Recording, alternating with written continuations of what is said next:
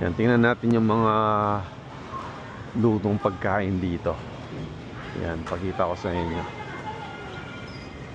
Ito, kuha tayo nito.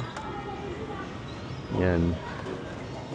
Yan, meron silang pork chop dito. Yan, masarap to. Masarap to.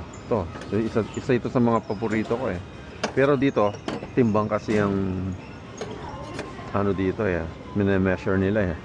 So may buto yan, lugi ka. Dito tayo sa isda. Yan. Ito, masarap to. Isda. Yan, kuha tayo ng isda. Yan. Yan oh, sarap niyan oh. Paano pong masarap? Itong chicken. Mukhang masarap din to eh. Pero hanap tayo ng pork chop na walang buto, no? Hanap tayo. Tingnan natin kung tanggalin natin yung buto, no? Para hindi tayo lugi, no? Pwede kayang tanggalin yung buto. Hindi naman nila siguro mapapansin, di ba? Bawal to eh. Bawal. Ewan ko. Yan. No? May buto. Kung walang buto, yan.